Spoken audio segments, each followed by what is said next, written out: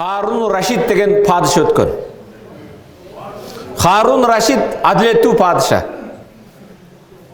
Kırgızстанга окшогон ондогон жүздөгөн мамлекетти башкарган.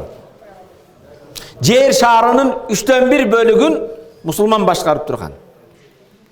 Harun Raşid bir gün özünün can sakçıları menen, askerleri menen, koşamotçuları menen ayıldan çıkıp saraydan, özünün kasırıdan mazardın aldından ötüp baratsa, kabiristandın, mazardın canında çurkap жүргөн Bahlul degendi körüp kalat. Atı kim eken? Bahlul. Canına kelip, ya Bahlul mecnun, meta ta'qil. Ey cindi Bahlul, kaçan akılına kelesin deydi. Bahlul, Harun Raşid'den kaçattağın, daraktın üstüne çıkıp, mazardağı bir daraktın üstüne çıkıp, ya Harun mecnun, meta ta'qil.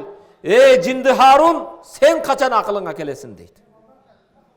Padişah karap durup daraktın üstündeki Bahlul'a, sen cindisin mi, cemendi cindimin mi deydi. Elder tam salıp jatkanda, uy salıp jatkanda, turmuş tirikçilime alek bolganda, mazarda жүргөн, kabiristanda жүргөн, bizni körüp daraka çıkan sen cindisin deydi. Bahlul daraktın üstüne çıkkanın sebebini belgilep mınday deydi. Padişahım deydi. O cindi Harun deydi. Kördün mü tigi sarayındı deydi. Yaşagan sarayını kara deydi. Saraydı kozladın, güldedin deydi.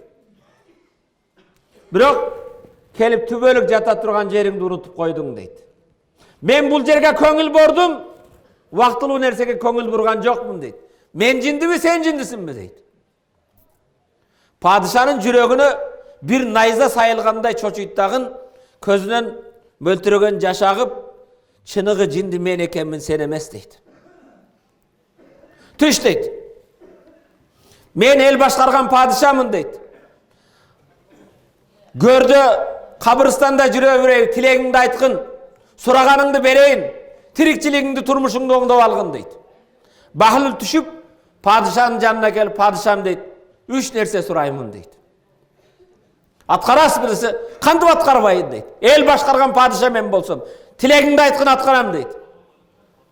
Bahlul karap turup aytat, men ömürüme biraz ömür koşup berin deydi. Padişa karap turup, la aqdir, kudretim jetpeydi, bul menin kolumda emes deydi. Ekinci talabыңды aytkın deydi. Ekinci talabın, Malakil Maut, Azrail aleyhissalam, can aluvchi perişte kelgende, meni saktap kalaga berbegin deydi. Padişa karap, Malakil Maut, can aluvchi perişte kelgende, seni andan saktap kala albaymın. Kolumdan kelbeydi, la aqdir, kudretim jetpeydi deydi. Üçüncüңді ayt deydi. Üçüncü menin tilegim padişam deydi. Erten kıyamat gününde soğup amaldardı kılgan, Kudaydan korkan insanlar beyişke jönöp, imansızlar, eki yüzlüler, müşrikler dozokka jönögöndө meni beyişke bara turganların katarına koşup koyun deydi. Padişah karap, la aqdir, kudretim jetpeyt, kolumdan kelbeyt deydi. Bahlul karap turup aytat, ente leste melik, melik degen padişahına aytat. Sen çınığı melik padişah emezsin, mamluk, sen kulsun deydi.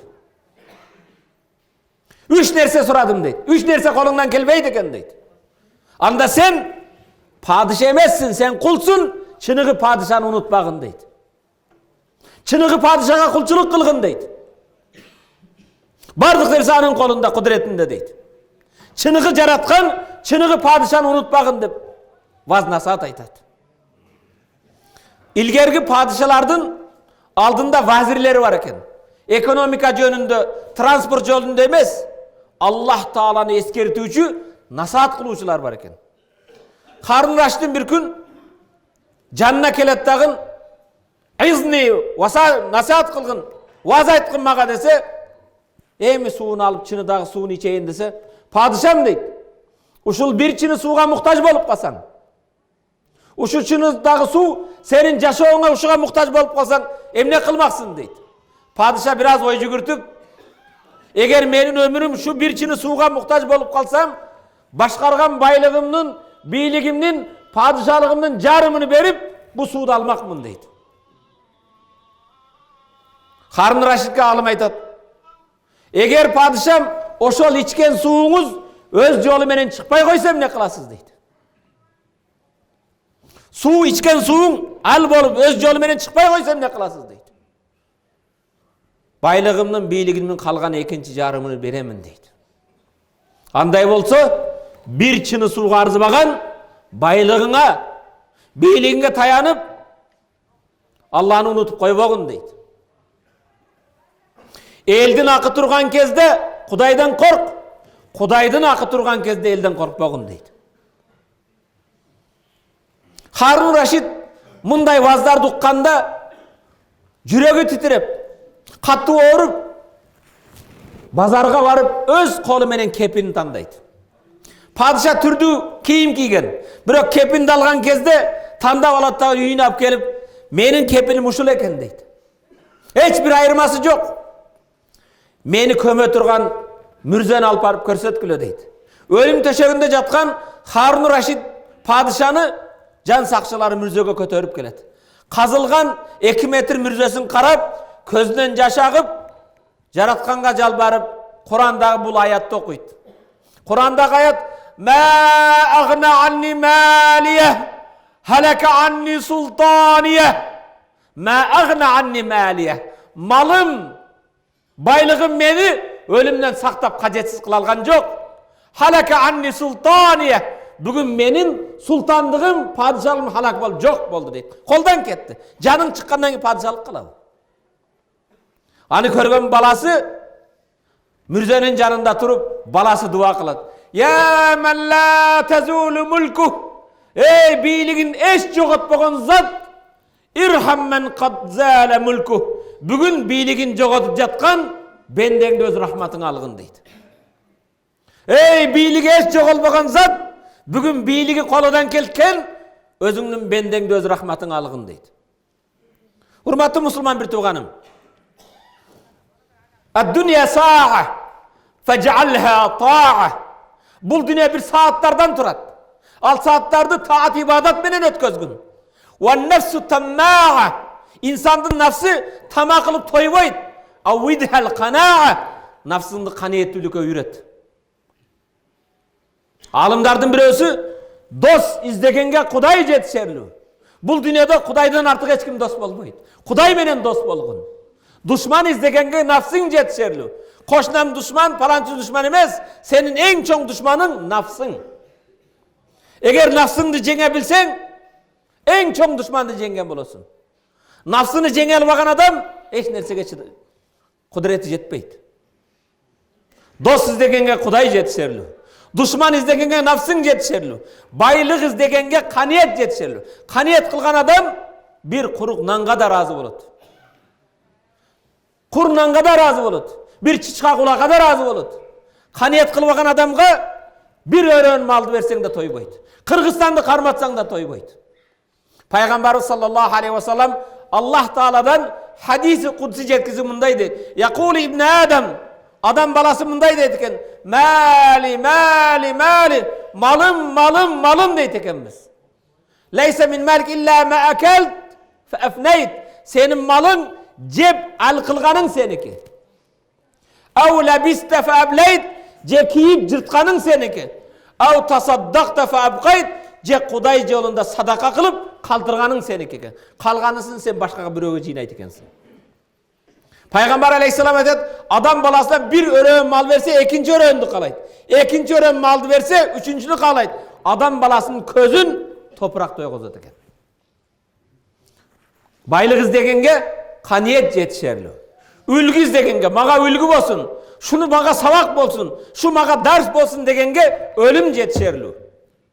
Урматтуу мусулман бир тууган, канчалаган өлүмдөрдү узатабыз, канчалаган жаназага катышабыз. Өлүм хак дейбиз, хакпы? Бирок ал мага кебейт деп ойлойбуз да. Өлүм хак, бар, чындык, бирок мага эмес, башка дейсиң. Өлүм каарыларга дейсиң, чалдарга, кемпирлерге дейсиң.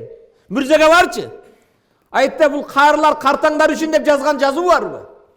Kançalagan жаштар бар, канчалаган кычырагандар бар, канчалаган байлар бар. Өлүм байлыгыңа, бийлигиңе, жашыңа карабайт экен. Урматтуу мусулман бир тууганым, мен айтайын деген темам өтө башка тема. Бүгүн сиздер менен Аллах табарак ва таала үй курулуп жаткан кезде мечит жөнүндө, мечиттин ыйыктыгы жөнүндө бир маселеге токтолсом дедим. Кур'ан-ы Керим окуйлук. Кур'ан-ы Керимде Аллах Таала Бакара сүрөсү 161 аят муну караң. Masalul-lezine yunfikun amwalahum fi sabilillah kemathali habbatin anbatat sab'a sanabil fi kulli sunbulatin 100 habba wallahu yudaifu limen yasha wallahu wasi'un alim. Sadaqallahul azim. Masalul-lezine yunfikuna fi sabilillah. Allah jolunda kayrımdılık kılganlar şul nersege okşayt. Kudayın razılık üçün jol salgan, köprü salgan, köçet oturguzgan, jol oңдогон, Kuday jolunda bir nerseni berdiniz. Al şul nersege okşayt. Yunfikuna amwalahum fi sabilillah kemathali habbatin. Dikançılık kılasızlar. Budaydın, arpanın bir danını jerge taştaysız. Al bir dan 7 baş çıkarat. 7 başta 100'den 700 baş barat. Wallahu yudaifu limen yasha. Allah kalaganga 700 baştan da köörek beret. Wallahu wasi'un alim. Allah bardıq neseni bilүүчү, kenen bilүүчү zat. Kuday jolunda bir bergeningizde Allah 700 eseden köp kılıp beret eken. Kelinizdir. Elimizdin, jerimizdin, ailemizdin keleceği üçün, kelecek muğundun keleceği üçün berip ürünölü. Yaddul ulya, jogorgu kol, hayrun ve habbilallah min yaddi sufla. Tilengen koldan bergen kol jakşırak, Allah'a sүйüktürök deydi. Berүүчү kol jogorgu kol bolot. Alуучу koldan berүүчү kol Allah üçün sүйüktürök jana jakşırak deydi. Bugün berele deymiz. Biroq hurmattуу musulman bir tuğan, men köp mamleketlerde oldum. Dünyanın köp mamleketinde oldum. Amerikasında da, Avrupasında da, Afrikasında da, Arap mamleketlerinde, Asya mamleketlerinde. Biz kayda aytayız, bizdin turmuş kıyın. Bizde bay, bizde kenen yaşagan mamleket yok. Mana Emirat, Birikкен Arap Emirliği varın, bir darakta oturduğunuz için, bir kurma bağın östürüş için, yılına budjetten $800 bölünüp, su karayet, başka kılat, darı sevet öset. Bizde tamaşalap sahip koysan da öse öğret. Men azilde öyle sahip koydum öyle deysiz. Hurmatlı musulman bir toğa mayette oturgan her bir musulmanın yüreğin engsegen acıga bargıbız kelet. Acıga barsanız, Mekke'ge varın, Madina, ağın su yok. Mana ağıp jatkan şarkan sularımızdı qarang. Allah tabaraka ve taala su deyip nege düşün deydi. Allah asmandan sudu. Ve cealna minel hayati minel ma'i kulle şeyin hayy. Ve cealna minel ma'i kulle şeyin hayy. Su menen bardık dersege jaşoo veremiz deydi. Su var, jaşoo var. Su yok derde jaşoo yok. Sudun birinci maksatı jaşoo ola turgan bolsa, ekinçisi Allah Taala ve yunezzilu aleykum mines semai ma'an liyutahhirakum bih. Allah asmandan sudu silerge tazalık için düşüret deydi. Ne için? Ne için bizim mamleket en taza mamleket emez? Uşunca sularımız köp. Jaşoğuz kedeme deymiz. Sebep biz kede Kur'an'da okuyubuz, biz dinçil bolabız, İslam'dabız deymiz de bizde Kur'an-ı Kerim'de köp ayatlarga amal kılbayız. Kur'an-ı Kerim bir gana ölü yerde okula turgan masele emez. Kur'an'da Allah dedi: "Kulu veşrabu." Jegile içkile ve la tusrifu. İsraf kılmakla. İnnehu la yuhibbul musrifin. Allah israf kılgandardı süybeyt deydi. Jegile içkile israf kılmakla. İsraf kılgandardı Allah süybeyt deydi. İsraf, hurmatlı musulman bir tuğanım. Kur'an-ı Kerim'de israf kılgandar innel mubezzirine kanu ihvani şeyatin. İsraf kılgandar şeytanın bir tuğanı deydi. Bizde öte israf korçuluk köp. Ölüm jetinde, ölüm bolğan jerde, toy tamaşada, başkada.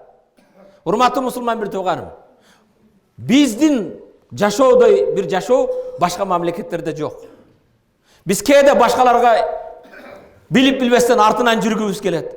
Kudayma şükür bizdin dinimiz, atalarımız bizge iman İslam'dı, Kur'an-ı Kerim'deki ayetlerdi, hadislerdi, ürp adat kılıp berip koygan. Ürp adat saltımız Ошо динде көп нерселер, диндеги нерселер. Мен bir мисалдар айтайын. Египетте окуп жүрдүм мен. Пайгамбарыбыз саллаллаху алейхи вассалам bir hadisinde "Ve men yu'min billahi vel yevmil ahir felyukrim dayfa." Kim Allah Taala'nın barlığına, birligine, ahiret gününe işense konogун мейманды сыйласын дейт. Туурабы? О, бизди мейман сыйлаганыбызды караң. Биздей мейман сыйлаган эл жок. Бул аятка, хадиске амал кылабыз биз. Биз Египетте bir чоң доктор, хадис боюнча доктор, профессор. Инисин үйлеп бизди тойго чакырды. Равшанбек деген дамылан оокаттык жигит экөөбүз, о, араб дамыланын үйгө тойго барат экенбиз деп студент бүгүн өзгөчө bir той этет экенбиз, тойго бардык. Ушундай мечитте маселе болду. Баарыбыз отурабыз. Кувейттен келгени бар, Саудиядан келгени бар, Египеттикти бар, апа-бакай узун кийинген. Bir маалда Шамда окугандан кийин оокаттап келип койду эле. О маалда Россия Союздан барган биринчи студенттерибиз. Мана алар Союздан келген экен, өтсүн алсын дейбит деп турсак, отурган баягы доктор да профессор жүгүрүп барып ушу коюлганы менен талап алып койду. Ишенсеңер бизге эч нерсе калган жок. Эч нерсе калган жок. Кийин тамакты жеп бүткөндөн кийин тамаксыз калдык биз. Анан десертте торт бар, шириндигин алып келди. Равшанбек айтам, жүгүрүң дамла дедиби. Чуркабасак болбойт экен, булар менен талашып жеш керек экен. Bizde урматтуу мусулман бирок мана дасторгонго отуруу маданият эч бир элде жок. Дасторгондо отурганда кимге уча тартылды, кимге жамбаш тартылды, кимге башка тартылды, ошонун эле ким экенин билесиз. Туурабы? Мен кече жөнөкөй бир аэропортто отуруп бирөө менен сүйлөшүп калдым да. Биздин ата бабаларыбыз, энелерибиздин берген тарбиясы өзү ошол хадис аяттарга байланыштуу. Аят Аллах Таала мындай дептир, пайгамбар мындай дептир дебесе да, макал лакап менен эле үйрөтүп койгон бизде. Улууду урмат кылуу, кичүүдү иззат кылуу дейт. Пайгамбар саллаллаху алейхи вассалам улууду урмат кылмаган, кичүүдү иззат кылмаган менин үммөтүм эмес дейт. Мен кече апамды мисал кылдым, апам азыр 94-тө. Мектептин астанасын аттаган эмес. Университет башка, мектепти астана өтү 4 тамгалуу аты бар, Гүлү деп атыны жаза албайт. Азыр 94 жашта. Кичинекей 4 бир тууган жетим калган, тайтабыз уруштан келбей калган. Ошо ата апабыз бизди тарбия кылганда эң чоң тарбияны эмес, атаң иштен келсе айтып коем дейт эле. Атанын кадыр баркын көтөрүү. Ата биздин көзүбүздө кандай улуу эме. Атаны сыйлоо. Дасторгон салса, атаң кол узатпастан мурда албагын. Атаң дуа кылса тургун. Атаңа айтып коем деген, а? Азыр эмне деп атат? Атаң айта берет да дейт. Ошол мен айтайын деген маселе, жерден жети күрүш терип жедиңби деп кыяматта Кудай сурайт экен балам. Күрүш түшүрбөгүлө убал болот, көзүң көр болот десе, ушак түшүрбөстөн жерге түшкөн күрүштөрдү терип жейт эле. Бул исрафкорчулукка эмеби? А бүгүн эми караң да, ошол биз эме кылган, кээде араб мамлекетиге барсаңыз, же башка мамлекеттерге барсаңыз, тамакты жегенден кийин нанга колунун майын арчып, оозунун майын арчып таштап коюп атат. Дасторгонго отуруу маданият жок. Конокту сыйлоо маданият жок. Биз келиңиздер. Биз ошо ата бабаларыбыз, энелерибиз берген тарбияны бекем кармап, ошо динибиздин негизи булактар ушунда жатат. Урматтуу мусулман бир тууган, темадан алыстап кетпейин. Пайгамбарыбыз саллаллаху алейхи вассалам Аллах жолунда кайрымдуулук кыл. Шариатта жок жетилик десе, жылдык десе, 53-тік десе, кара кийим десе, ак кийим десе, бодомалды сойбой, тайды сойбой, жылкын сойбой, бардыгын кылабыз да. Аллах жолундачы. Эң негизги маселе, бир ишти кылып жаткан кезде биз Аллах эмне дейт экен, шариат эмне дейт экен, бул шариатта Аллах көрсөткөн, шариатта бар бекен, жок бекен дебейбиз да. Эл эмне дейт дейт. Соңунда эл береби? Жасаган ишибиздин кабыл болуу үчүн эки шарты бар. Биринчиси, калыс Аллахтын ыраазылыгы үчүн, экинчиси шариатта көрсөткөн жол жобу менен. Шариатта жок нерсени жылдык десе, 60-тык десе, закис десе, башка десе чачабыз да. Аллах ыраазылыгы үчүнчү. Урматтуу мусулман бир тууган, пайгамбар айтат, Абу Хурайра, "Ма нақаса садақатун мин малин. Ма нақасат садақатун мин мал." Садака малыңызды эч азайтпайт. Кайрымдуулук кылган адамдын малы азайбайт. Ва ма задаллаху абдан би'афун илля иззан. Аллах Таала бир бендени, кечиримдүү бендеге кадыр барк гана берет. Ва ма тавада ахадун лиллахи илля рафааллах. Kim bir Kuday için kiçipel olursa Allah anın kadir barkın kötöröt. Bettegi hadistegi alına turgan tema bir gana. Mal sadakadan azaybaydı. Perişte eki perişte var eken. Allah Teala tarafından kelet eken da günüge.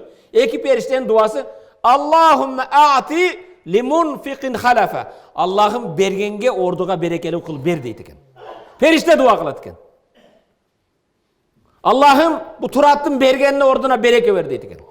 Berbey kaysakçı. Zeketimizni je jolongdoyuz dese, su çıkarabız dese çıkarbay berbegenge Allah kelgen perişte Allahümme ati limumsikin telefe. Kudayım karmap kalgan saranga bir halak ver deydiken. Kırsık ver deydiken. Bu kimnin duası? Abşükür damılanın maksat damılan duası emez. Eki perişte şunu öteken. Hurmatlı Müslüman bir tuğanım, oşon için biz kelecek için, elcin, cerdin emesi için berip. Peygamber ayet salasatun uqsimu aleyhinne. Peygamber ayet 3 nersege kasam içem deydi. Kança nersege? 3 nersege kasam içem deydi. Hadisen fahfazuh. Selerge bir hadis aytam jattap algıla deydi Peygamber. Ya Rasul aytın şimdi ne degen hadis aytası jattayak. Ma naqasa mal abdin min sadaka. Kasam içem bir bendenin malı hayrınduluktan soğuk işe verilgen mal hiç kemeybeydi deydi. İkincisi, وَلَا ظُلِمَ عَبْدٌ مَظْلَمَنًا صَبَرَ عَلَيْهِ إِلَّا زَادَهُ اللّٰهُ عِزَّنْ. Bir bende hukuku tepselgen kezde sabır kılsa Allah, al mazlum bendenin kadir barkını kötörüp, وَلَا فَتَحَ عَبْدٌ بَابَ مَسْأَلَةٍ إِلَّا فَتَحَ اللّٰهُ عَلَيْهِ بَابَ فَقْرٍ. Kaysi bir bende tilemçilik eşigini atsa, tilemçilik kılsa, bir öyden soranıp, Allah Teala kolunu uzat dua kılastan, tilemçilik kılgan bendeki Allah, kembagaldık, muhtaçlık eşiklerini açıp salat deydi. Suragan adam ömür boyu surana öğret. Bana meçitlerimizge barsan, kebirler ata kesip kılıp baganda. Meçitin alda kelip. Altsanın aman bu.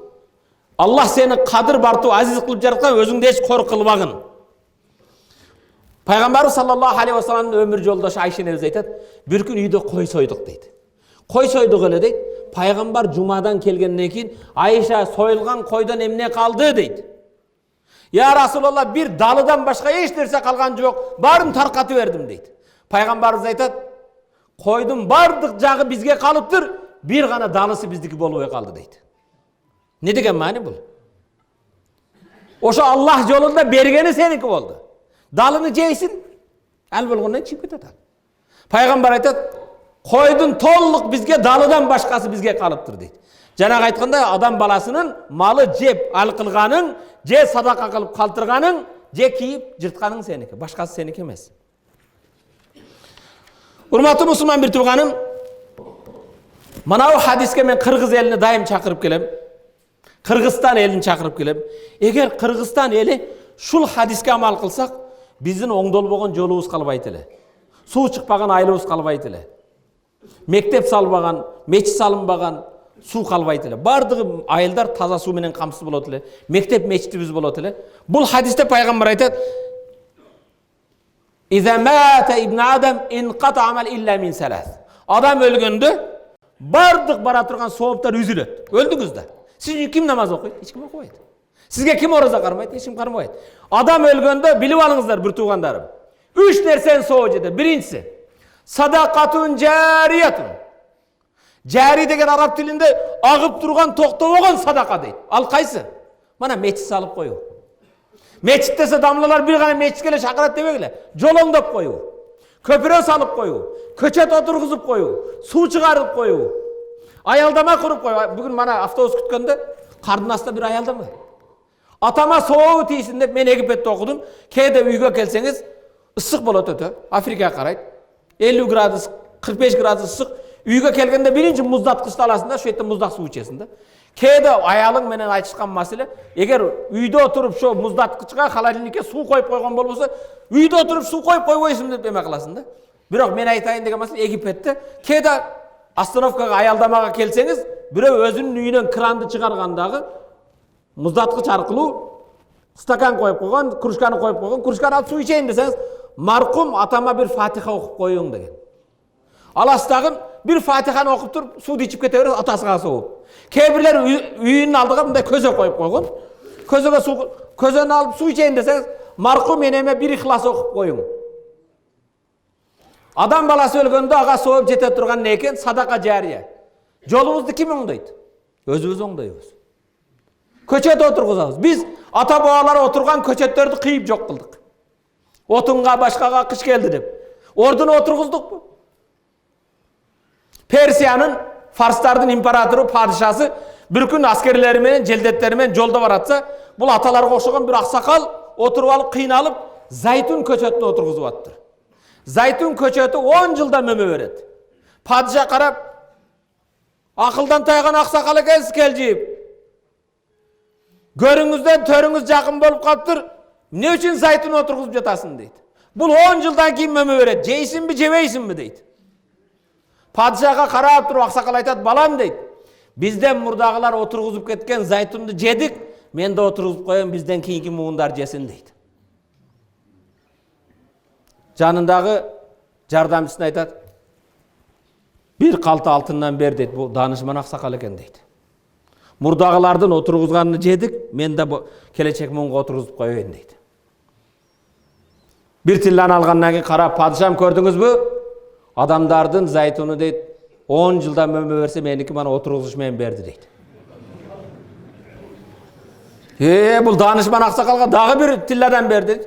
Дагы bir калты алтасын карап туруп, падышам, адамдардын зайтуну жылына bir жолу мөмө берсе, меники экинчи жолу мөмөсүн берди дейт. Аскерлерге тезирээк кетип калайык, бу аксакал менен данышман акылдуу аксакал барып нерсени алып кое турган экен дейт. Мен күлкүлүү болгон бул тамаша, чындыкка жанаша, биз ата бабалардын отургузган токойлорун, башкаларын кыйдык, арчаларын биз ордуна отургуздукпу? Келечек муунга эмне калтырып атабыз? Келгиле ойлонолу муну. Урматтуу мусулман, садака жария деген сөз, мектеп саласызбы, мечит саласызбы? Айылда кээде айтат, ой, көпүрөбү оңдой албай жатабыз, депутаттар, чын-чынына келсе ал көпүрөбүз бир тайдын эле пулу. Бирөө атасыга жылдык кылбай эле, мен ошо жылдыкка арнаган тыйын тыпырымды көпүрөбү оңдоп коеюн деп кыяматка соого жетет. Мен зара заран, ау гараса гарсан, ким bir эгин эксе, же bir көчөт отургузса, фаякулу минху тайр, ал сиз отургузган көчөттөн же дарактан канаттуу жесе, ау бахима же айван жесе, ау хашарат же bir курт кумуска жесе, фалаху садака, сиз арнаган адамга бу садака болуп соого жете берет экен. Атаңызга арнап bir көчөт отургузуп коюң. Элеңизге арнап bir жол оңдоп коюң, башка кылың. Караң, ушул хадиске Кыргызстан эли амал кылсак, жолдорубуз оңолот эле. Эми караң, садака жария дейт. Садака жария. Жылдык өткөзгөндөр bir жылда мисал жок дегенде айылда 10 адам жылдык өткөзөм дейт, аш берем дейт. 10 адам 10 жылкысын сатса, жок дегенде $5000. $5000 көп иш кылып койсо болот. 40'lık kılam, 53'lük kılam, ne gerek al? Buna kılası elimle deyit. Elimle dese desin, sen soğunu Allah'dan ümit kıl. İkinci, adam ölgönden keyin jete turgan soğup, toktogон soğup. Av valadun salihun yed'u lehu, artынан dua kıla turgan salih perzent. Bala tarbiya kılıp otam deysiz. Balаңыздың kilogramı koyup otat, boyu ösüp otat, çoğoyup otat, semirip otat, suyunböң. Siz bagıp otasız sana. Tarbiya başka nerse. Erteң siz tarbiya kılgan balаңыз артыңыздан oturup жоқ дегенде 4 ayattan болған ihlasты okul dua kılala mı? Tileke karşı özün суроо бер. Köpçülüğümüzdün baldarыбыз, kırdarыбыз артыбыздан 3 ayat болған. İnne atayынан da okuy albaydı. Bir dua kılganды da bilbeydi. Molda eken çakıratta molda atasını жазып берет. Palançının ulu pustançı. Molda şöhette atаңның atını okutur dua kılat da çıkışı menen unutat, oylap da koybaydı. Ataka küye turgan kim? Sensin. Enenge küye turgan sensin. Артынан salih dua kıla turgan perzentlerimiz var mı? Av ilmun yuntafa'u bih, je artıbızdan paydalı ilim kaltırsak, eldi imanға çakırgan, İslamға çakırgan, adep ahlakka çakırgan, bilimdike çakırgan, ilim bilim kaltıra bildik mi? Je oşol alım ilimdүүлөрдүн bir kitabın tarkata bildik mi? Hurmatlı Müslüman bir tuğanım. Bирок тилекке karşı бұл жерде мен уккандардын арасында бар да, сөз эсин табат. Мен 51'ge кирдим. Менин тең курларым бар. Кыз чыгардым, 3 неберем бар. Мен тең курларда кыз чыгарган уул үйлөгөн. Тилекке каршы ушундай кыргыздын жигиттери мусулманмын дейт, Раббим Аллах, пайгамбарым Мухаммад, диним ислам дейт да. Кызын чыгарганда атасы алкыш батаңызды бериң десе дуа бере албайт. Оозуга бисмилля келбей калат да, не дешин билбейт. Атасы өткөндө бир тилават кылып кой десе Куран окуй албайт. Келин алып үйүңө бир кут келди, жаңы келин келди, дуа бериң атасы десе дуа бере албайт. Колуга атын өчкүр аракты стаканды берсе сайрайт да. Тос айтканда андан чечен адам жок да. Акындардын ырын кошуп кыйын болот. Жакшылык болсун, ийгилик болсун. Жакшылык болбойт, болгондо эмес. Ийгилик да болбойт. Кеңеш айылынын мечиттин ачылышына келген кээ бир коноктор сөз эсин табат. Эми мындан кийин тос айтам десең, Абчүкүр ажы келип үйрөтүп кетти дейсиң, мынтип тос айтасың. Атың өчкүр аракты колго кармаган кезде мындай дейт. Аллах сыйлап берген акылды жоготуу үчүн, адал эмгек менен тапкан акчамды арамга иштетүү үчүн, адамдык сыпаттан айвандык төмөн даражага түшүү үчүн, эли жериме шерменде болуу үчүн, бала чакама жаман үлгү болуу үчүн, кала берсе үй бүлөнү бузуп, балдарымды тирүү жетим калдыруу үчүн. Андан кийин көчөдө айван сыяктуу шымымды булгап жатып калуу үчүн Аллах берген ху Аллах, ху Алланын ху исмин жүрөгүнөн чыгарып имандан ажырар үчүн ху деп чыгарып туруп жутуу ет. Тосту ушинтип айтат эми. Урматтуу мусулман бир тууганым. Пайгамбар алейхиссалам бир хадисинде айтат: "Ла яшрабул хамра хина яшрабуха ва хуа муъмин." Бу сахих хадис. Мени сөзүм эмес, пайгамбар айтат, арак ичкен адам ичкен кезинде күнөөнүн чоңдугунан, күнөөнүн кесепетинен арак ичкен адамдын ичкен кезинде иманы болбойт дейт. Кантип болбойт? Шо иманы чыгып кетет. Себеп шо күнөөнүн кесепетинен иман булут сыяктуу ажырап турат экен. Шон менен иман тургусу келбейт экен. Эгер өлүп калса имансыз өлүп калат. Арак ичкен адам ичкен кезде иманы болбойт. Аллах, лиллах, лаху ху Аллах, Аллахнын бир исми ху. Ху Аллаху лази карака көп окуйт. Ху Аллахнын исми. Ал Аллах деген сөз ху деп оозунан чыгарат дагы иманды чыгарып жутуу ет да. Урматтуу мусулман бир тууганым. Азыр мана сиздер мана тоодогу инсандар чучук жеген кандай жакшы, а? Оозуңда мындай даамдап, майын жутуп, тилиң менен бекем кысып, а? Таңдайыңа алып таттуу тамакты ошентип жейсиң да, шашпай, даамдап, туурабы? Мен өмүрүмдө Кудайыма шүгүр арак ичкен эмесмин. Арактын эже-сиңдисин бир тамчысын да көргөн эмесмин. Даамын да билбеймин. Бирок арак ичкендерди кээде көрүп калам, телевизордо, башкада мындай көрсөң, көзүн жумуп туруп жутуп ет. Карап туруп айтам, бул аччы окшойт да, зарбы дейм да, бул күйгүзө турган. Чирин болсо сал оозуда кармап жутат эле да. Бул аччы болобу? А? Аччыбы?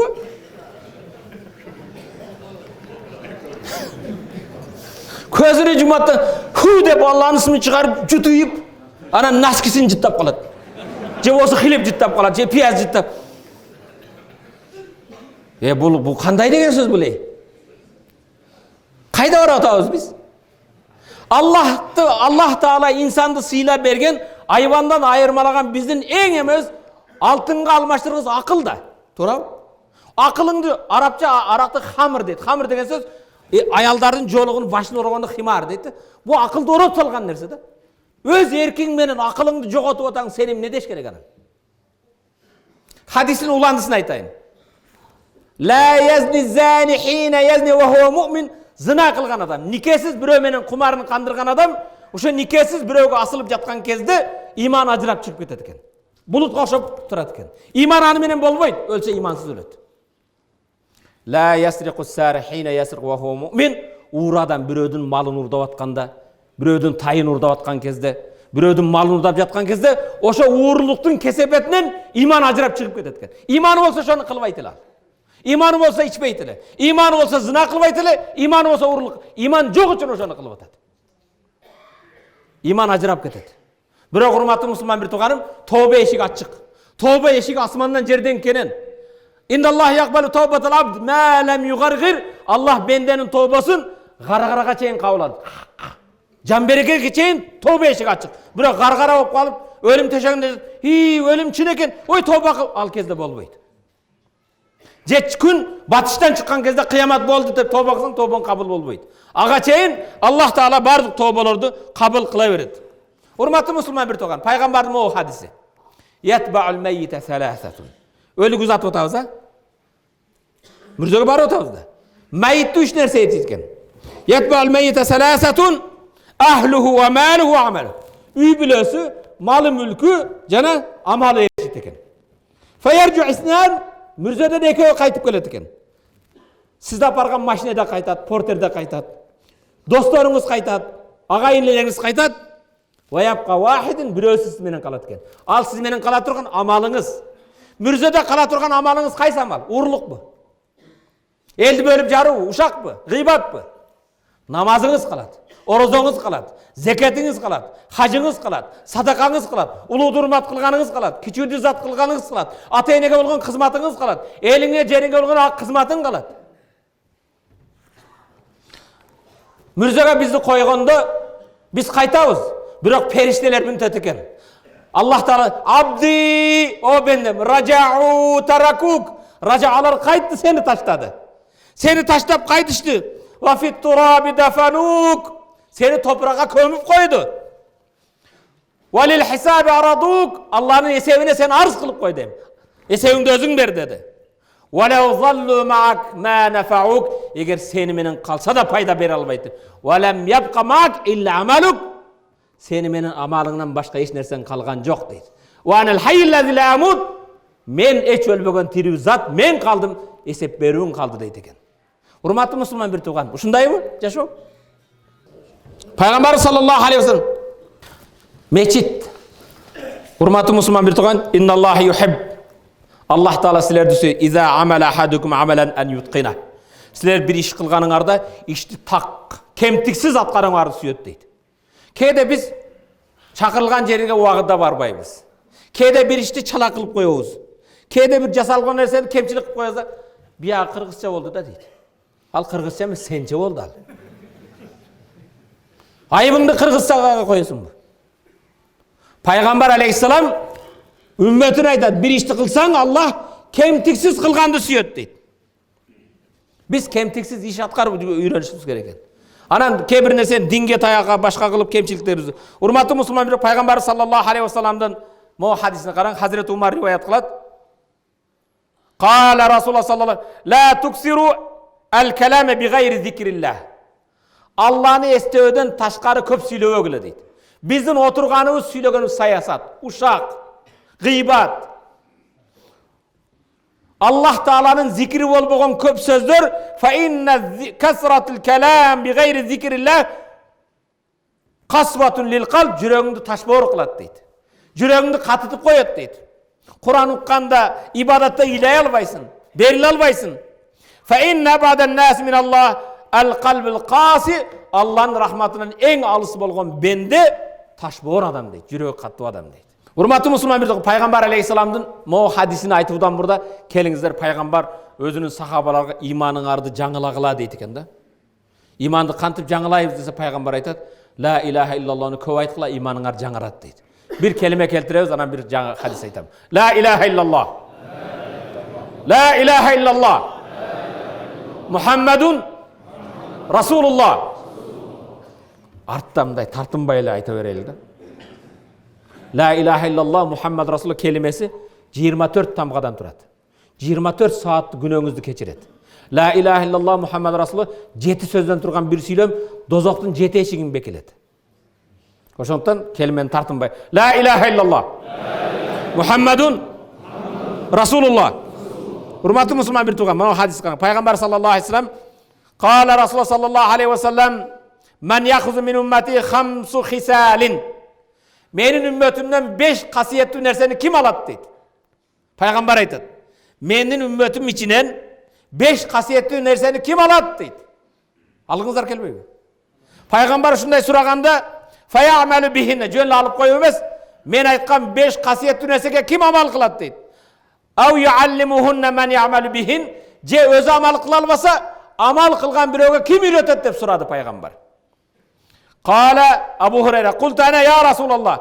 Abu Hurayra деген sahabaların arasından çıktı. Allah'ın elçisi 5 kasiyetli nerseni men alam, men amal kılam, amal kıluvchilarga men jetkizem dedi.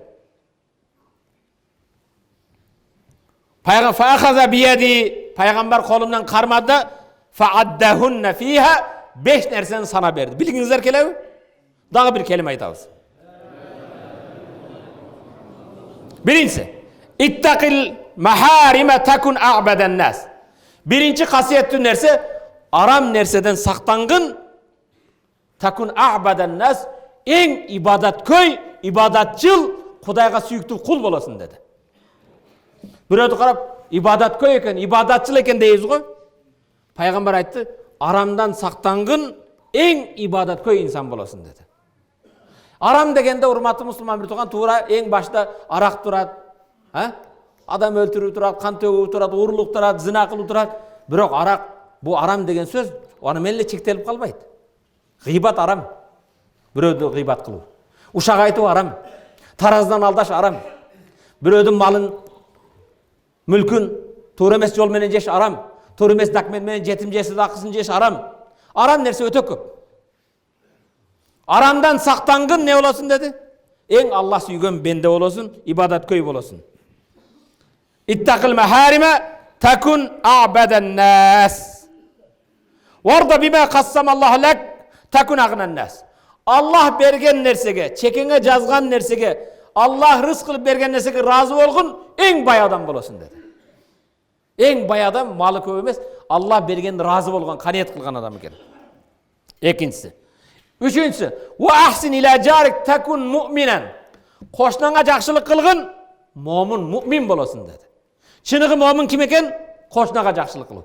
Uşul yerde bir urmatı Müslüman bir tuğan kıstırma bul hadisten tışkarı. Koşnaga erteң muhtaç bolabız urmatı Müslüman bir tuğan. Koşnaga şunday muhtaç bolabız, anın baltası emez. Anın ögüzüne emez. Anın sokosuna emez. Biz koşnaga bir gün muhtaç bolup kalabız. Koşnаңды kara. Koşnaga muhtaç bolуу деген söz Peygamber sallallahu aleyhi ve sellem kaysı bir bende ölgön kezde 4 koşnası çin жүрөктөн koşomoттuk kılbastan Allah Taala'nın aslında jakşı güvölük ötse. Jakşı adam edi. Jakşı koşna edi. Jakşılıkta daim jarışat ele. Degen jakşı sana aytsa Allah Taala aytat eken, o 4 koşna silerдің güvölük ötkönüңөрдү kabul kıldım da siler bilbegen bendenin günölerini keçirdim deyt eken.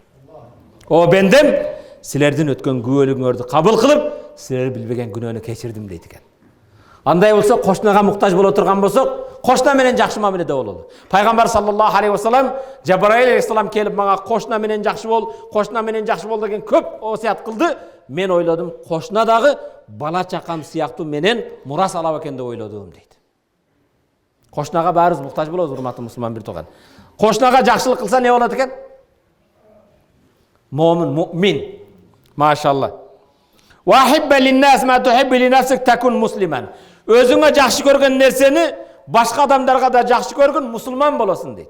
Maşallah. Musulman boluu degen söz uzun kiyim kiyip alıp, jupunu jürüp eme oldur emes. Başka özüňe jakşı görgen nerseni özgöge da jakşı görgün, çınıgı musulman bolasın deyt. Bu kim sözü? Peygamber aytdı da dağım şükür aytdı emek bağla. Beşincisi, وَلَا تُكْسِرُ الضِّحْكَ فَاِنَّ كَثْرَ الضِّحْكَ تُمِيتُ الْقَلْبِ. Köp küle verbe, köp katkıra verbe, köp külkü insandın yüreğini öldürüp cüzüden aybatlık etiret. Biz katkıra veriyoruz da küle veriyoruz. Kemle kolunu körsüzden de küle veriyoruz. Bunun ne külküsü var? Kimdeni jırgatıp koydu küle turgan? Urmatlı Müslüman bir tuğanım, Malik İbni Dinar degen tabiinlerden. Kim eken? Tabiin degen sahabanı körgön. Sahaba paygambardı körüp imanga kelgen adam bolot. Paygambardı körböstön, paygambardı körgön adamdardı körüp oşolaryň jolu menen jürgönдөр tabiin bolot. Malik İbni Dinar degen bul özü oşo zamanının öte bozukus eken. Kolunda bul özü birinci şurti dap koy, şurti aldağı bir melise bolup iştegen eken. Dubinkası menen arkim durat eken, arakty içet eken, zulüm kılat eken. Bunun kılbagan kılık jorogu jok eken. Günöөнүн bardığını elestetseniz barınca sayt eken. Şunda arakor eken. Sahabaların zamanında, Malik İbn Dinar sahabaların zamanında yaşaydı. Bir gün anan oğa barat kızın berбейт, buğa barat kızın berбейт. Alkaşka kim kız bergisi keledi? Bir gün үйленет да, үйлөнгөндөн кийин kızdı olup kızın atını Fatima koyuyor. Fatima daim atasıga erkelegen sayın, Fatima külüp baskan sayın, Fatimaga bolgon sүйүү менен кээ-бир күнөөлөр токтотуп, içeyin dese 3 yaşar bolup kalgan kız bötölkösünü alıp taştayt, emesini töküp taştayt, şu kızıga berilet dagın, kızını süygönden, kızıga bolgon meeriden içimdigin taştap koyuyor. Жақсы адам болып, эми жақсы жолго түшкөндөн кийин Allah'ın takdiri eken bir kança күндөрдөн кийин Fatima каза болуп калат. Çarçap kalgandan kийин Malik ibn Dinar aytат, murdagы кейпимден жамандыкка түштүм дейт. Murdagıdan deyt, köyrek içip başladım deyt. Biroq bir gün uktap jatsam, түшүмдө ушул түш кирди deyt. Түшүмдө менин артымдан bir ajdar жылан кууп баштады deyt, оозун ачып. Ajdar жыландан kaçam kutuluğa hareket kılam. Kaçıp gelesem bir karıgan aksakal aran tayağına tayanıp basıp barattır. Atake jardan berin artımdağı cılandan saktan dedim deydi. Aksakal karab ilada balam men özüm aran basıp baratsam, özüm aran ketip atsam sağa kaydan jardan berim, kolumdan kelbeyt, mo tarafka kaç dep bir bağıt berdi deydi. Tayağa kaçıp gelsem jardın aslında dozokta adamlar kıynalıp atat deydi. Ayaktan kaçıp kayraksa kalıp atake jardan ber. Balam aytmadım mı? Men sağa kaydan jardan berim. Men özümdün aylam tappay жүрөм. Too jaka kaçkın dedi deydi. Toğga kaçtım deydi. Toğga kaçıp kelatsam artımdağı ajdar жылан кууп келатат deydi. Kiçinekey naristeler Fatima atana çurka atana jardan ber degen ün çıktı. Karasam deydi. Beyişte bakta toğup turgan narisте balдар жүрüptür. Bayağı Fatima kızım çurkap geldi dağın. Boynundan kucaktap, tizeme oturup durup, kelatkan жыланды kayt dep, sol kolu menen kaytarı verdi deydi. Balamdı kucaktap iyladım deydi. İylap, balam bulgayım, ne olgan okuya dedim deydi. Bu ne olgan tuş? Ne oldu mağa dese? Atake, sizdin artıңızdan kууp kelatkan ajdar bu sizdin jasagan günöөлөрүңүz, kılmışыңız. Birödün akın jegeniңiz, biröөгө kol көтөргөнүңүz, arak içkeniңiz, günöөлөрүңүz топтолуп sizdi dozokayda baratат. Bul mağa jardan berip ata kim? Aksakal. Al senin kılgan soğuk işin. Seni emeden dozoktan saktay albayt. Soğuğun eç nerseň jok, oşondoy aylasız. Anan bul ayatты oku deydi. Allah'ın barlığına, biligine iman keltirgen benlerden жүрегі ойғонып, Allah'dan korku turgan zaman kelmedi mi? Akılına kelmeyizdi mi degen ayette okundu. Çoçup oyğondum. Oyğonsam түшүм deydi. Daratımды aldım, gusulumdu kıldım. Kudayga tövbe kılıp, ertengi namazga keldim. Bamdatga kelip, imamdın artında ıhtida kılıp okusam, imamdağı Fatihadan keyin, alhamdülillah keyin, alam ya'ni lillezine amanu takhsha qulubuhum li zikrillah. Allah'ın barlığına, bilgine iman keltirgen bendiler, Allah'dan korkup günösünü toktaturgan vakit kelmedi mi degen ayette okudu deydi. Allah'ın vakit boldu dedim deydi. Oşonan bul Malik ibn Dinar degen tabiinlerden arasında en bilimdүү alım.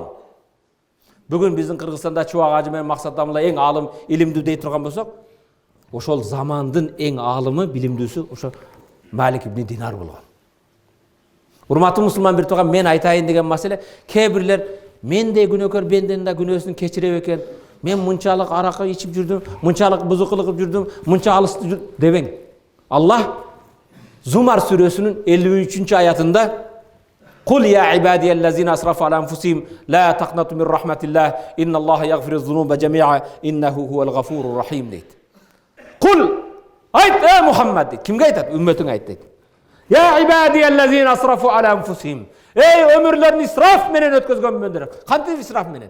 Allah'a ibadat kılbastan, kıl degenini kılbastan, tıygan neresen tıyılbastan, ömürlerini orozosuz, namazsız, daratsız, gusulsuz ötközgön bendiler. La taqnatu min rahmetillah. Allah'ın rahmetinden ümitini düzbögüle. İnnallaha yaghfiru zunuba cemi'a. Allah bardı günelerdi keçiret. İnnehu huvel gafurur rahim. Al keçirimdүү jana merimdүү zat deydi. Oba, kança arak içken bolbogum, kança günah kılıp, Allah'ın rahmet eşiği açık. Allah bardı günelerdi keçiret. Ümitin düzbögün. Бирок сен тооба эшигине келген. Жаратканга жалбарып кул экениңди билген. Урматтуу мусулман бир тууганым. Пайгамбарыбыз саллаллаху алейхи ва саллам биздин заманыбызды, бизди көрүп тургандай хадис айтат. Үмметине карап, "Яти алан-насу заманун юхиббунал хамса ва янсаунал хамс." Мен үмметиме бир заман келет. Үмметке zaman kelgen кезде 5 nerseni suyup, 5 nerseni unutup koyuyordu. Ya Resulallah. O Allah'ın ise bu ümmetin emneni suyat da emneni unutat. Bilginizler kelebi. Peygamber aytat. Yuhibbunal mahluk ve yensavnal halik. Menin ümmetime Müslümanlarga bir zaman kelette. Mahluk jaralgan nersenin barın suyat. Жылкысы, malı, mülkü. Jaralganды жақсы көрөт. Жаратуучуну унутуп коёт дейт. Келгиле. Жаратуучуну унутпайлы. Yuhibbunal mahluk ve yensavnal halik. Halik bolup jaratkan Allah'ını unutup, jaralgan barlık nerseni жақсы көрүp kalат. Yuhibbunad dunya ve yensavnal ahiret. Bul dünyаны жақсы көрөt, ölgüsü kelbeyt. 80-90 жылдан кийин дүниеге берилет, ахиретти унутат. Yuhibbunal mal ve yensavnal hisab. Malды жақсы көрөт. Акчаны, еврону, долларды, рубльді, сомду оңдан бу, солдан бу, жетимдин акы бу, жесирдин акы бу, элдин акы бу, урдаганды, жегенди жақсы көрөт. Ва янсавнал хисаб. Алланын астына барып эсеп бергенди унутат. Yuhibbunal qusur. Чоң-чоң сарайларды, касырларды, коз үйлөрдү, этаждарды жақсы көрөт. Ва янсавнал qubur. Кабырларды унутат. Yuhibbunaz zunub. Günölөрдү жақсы көрөт. Той тамаша жақсы, бирок арам аралашкан той тамашаны жақсы көрөт. İçkilikti башканы. Günölөрдү жақсы көрөт. Ва янсавнат тауба. Аллах Таалага жалбарып тооба кылганын унутат дейт. Урматтуу мусулман бир тууганым, келиңиздер. Могу мечиттин ачылышы кеңеш айылына кошуна айылдан келген инсандарга бир жаңы өзгөрүү болсун. 180 градус өзгөрүү, бурулуу болсун. Өмүрүңөрдө, урматтуу жашооңордо бүгүндөн баштап кээ бир инсандар отурат. Мен бүгүн Кудайым буйрса, атың өчкөр арактан, эже сиңдиси пиво виносунан, шампан пампанына токтоттум. Иншалла ушу мечиттин ачылыш күнүнөн баштап мен Кудайга кулчулук кылып намазымды баштаймын.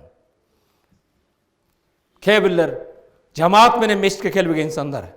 Мен Кудайым буйрса, ушу мечитибиздин ачылышы, Алланын үйү ачылды. Мен бүгүндөн баштап 5 убак намазды мечитте окууга аракет кылам.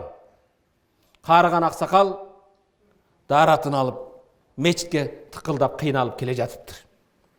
Келе жатса мүдүрүлүп жыгылыптыр. Үстүлөрү лай болгондон кийин, суу чачыргандан кийин бенамаз болдум деп үйгө кайра барып даратын алып, кийимин алмаштырып кайра келиптир. Келип экинчи жолу баягы жерде жыгылат. Кайра намаздан кеч калбайын барып, кийимин алмаштырып, даратын алып кайра жөнөйт. Үчүнчү жолу келет. Үчүнчү жолу келгенде баягы чукурга келсе бирөө жетелеп мечитке алып кирет. Кирет да өзү кирбейт. Сен кирбейсиңби дейт. Жок, мен кирбейм дейт. Мен мечитке кире турган адам эмесмин дейт. Мечитке кирүүчүлөрдөн эмесмин дейт. Мени тааныган жоксуз дейт. Мен мечитке келгендер тосот турган, Алланын рахматына алыстатуучу, Алланын каарына калган шайтанмын дейт. Анда эмне үчүн мени мечитке жетелеп келдиң дейт. Сенин дейт милдетиң адамдарды мечиттен алыстатып эле го дейт. Мен сени бамдат намазына жамаатка келбесин деп биринчи жолу жыгыттым. Үстүң булганды, жыгылганыңа карабастан барып даратыңды алып кайра жөнөдүң.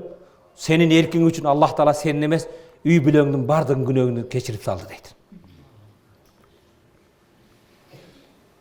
Экинчи жолу жыгыттым дейт. Сен барып дарат алдың, башка кылдың. Сени менен мечитте окуган бардык жамааттын күнөөсүн Аллах кечирип салды дейт. Эгер үчүнчү жолу жыгытсам, сен кайра эле барып даратыңды алып келсең, айылыңдын баарын Аллах күнөөсүн кечирет эле деп, мен аны каалабайм дейт. Урматтуу мусулман бир тууган, караң, сиздин келип мечитке келип дуа кылышыңыз, мечитте намаз окушуңуз кандай эме? Аллах Таалага кулчулук кылуу, жаратканга жалбарып дуа кылуу. Эмне үчүн аракет кылбайбыз? Хазіреті Умар bir күн жамаатын карайт. Жамаатка келип жүргөн bir жигит жок. Паланчы кайда дейт. Я Умар ибн Хаттаб, Амирил Муминин, падышам, ал ооруп калыптыр дейт. Мусулмандар ооруганды кабар алат. Жамаатына көңүл бурат. Хазіреті Умар баамдап окуйт дагы. Паланчы ооруп калган жигиттин балтабай деп коюн, капа болбосундар. Балтабайдын үйүнө келип эшик такылдатат. О, Балтабай! Хазіреті Умардың үнін ооруп жатқан жигит билет. Тура калып эшигин ачып, Амир Муъминин, падышам, келиң, эмне болду? Кош кызмат дейт. Сени ооруду дегенден кабар алганы келдим дейт. Ооруп жатат элем, бирок сиздин үнүңүздү уккан кезде чуркап жүгүрүп келдим дейт. Хазіреті Умар айтат, менин корккон, менин үнүмө чуркаган Алланын үнү хайя алас сала, хайя алал фарад, Алланын чакырыгына жооп бербедиңби дейт. Менин үнүм эмне экен дейт.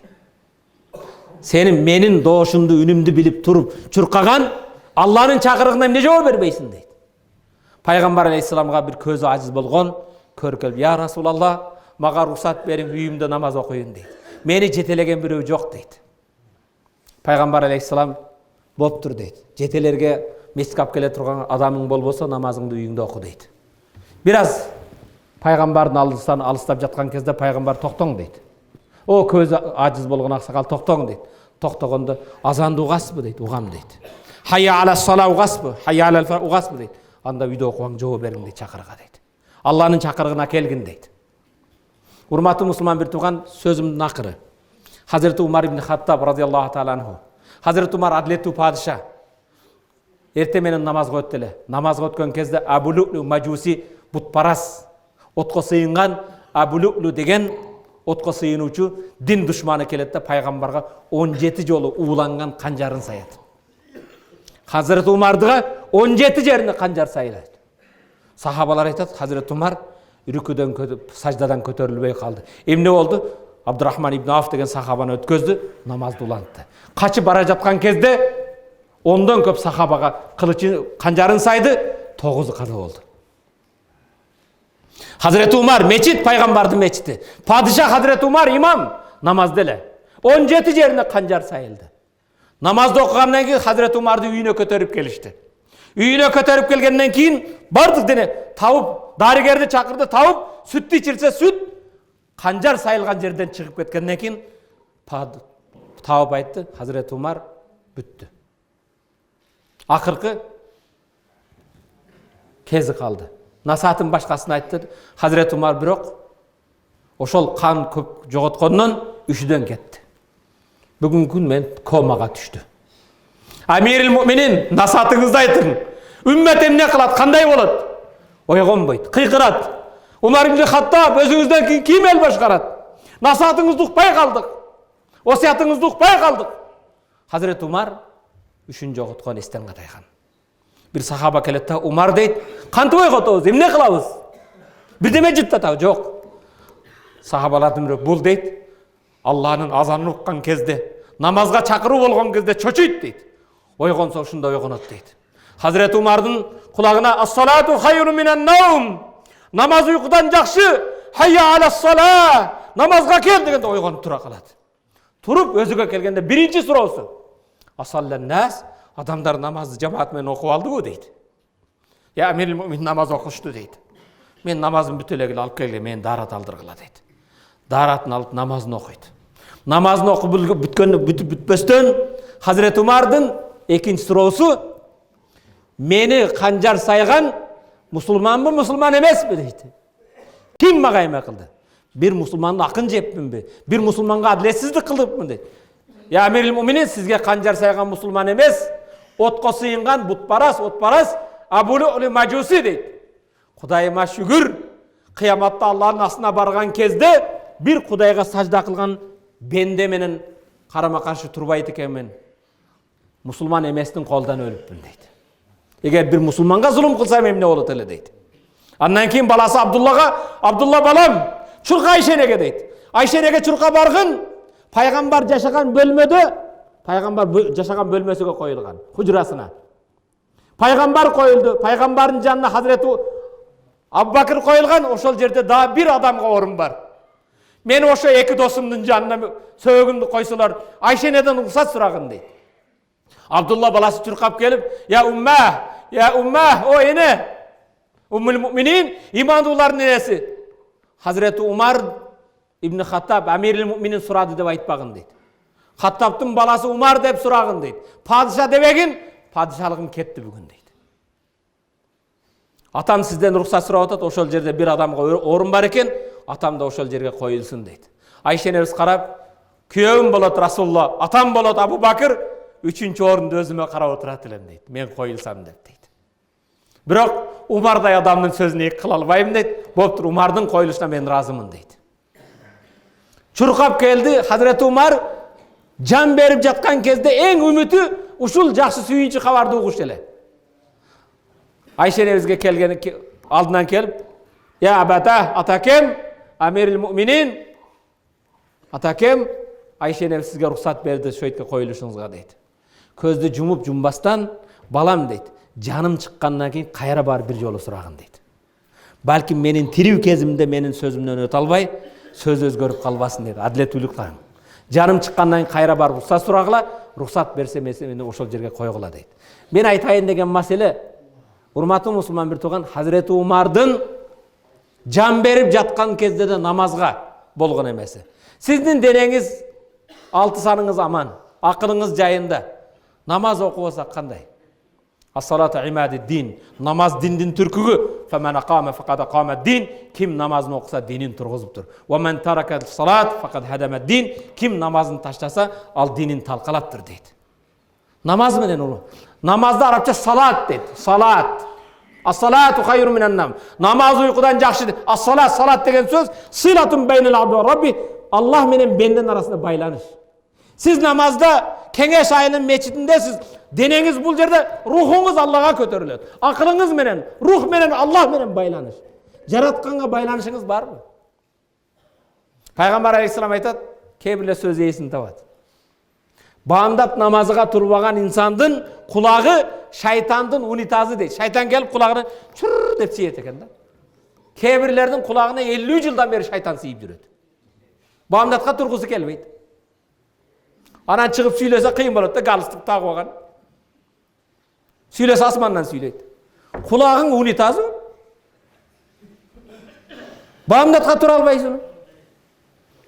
Кегиле урматтуу мусулман бир тууган. Мусулмандын перзенти болгондон кийин, Раббыбыз Аллах, пайгамбарыбыз Мухаммад, динибиз ислам дегенден намазга бекем бололу.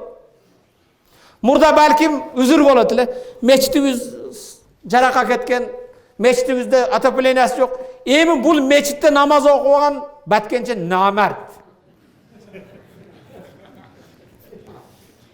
Сиздерде барбы ушу намарт деген сөз? Бизде айтат, бу жида намарт адам экен дейт. Шу мечитте намаз окубасаң кандай? Не эмдейсиң? Аллах тааланын не үзүрүң бар? Урматтуу мусулман бир тууган, тамаша чындыкка жанаша болгон окуяны айтып берейин. Мен Египеттен келип 2000-жылдары Ислам институтуна ректор болуп калдым. 2002-жылдары мамлекетибиздин бир областына барып, чоң бир окуу жайда КВМ болуп атат. Студенттердин арасында жарыш болуп атат. Юрфактын, экономфактын, исфактын бардыгы 5 факультеттин балдарынын арасында жарыш болуп атат. Жарыштын арасында дини суроо да бар. Акырында барып, юрфактын балдары менен экономфактын балдары бирдей болуп калды, бирок бир дини суроо калды. Дини суроого ким жооп берсе 40 упай алат дагы, ошол кезде коюлган пайге компьютердин принтери бар, бардык эмеси бар да. Ошону алыш керек.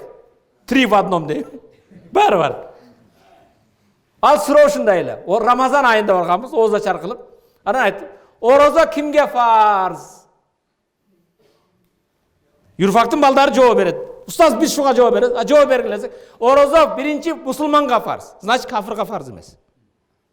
Орозо мусулмандын баарыга фарз жок, балагатка жеткенге фарз. Значит, саби жаш балага фарз эмес.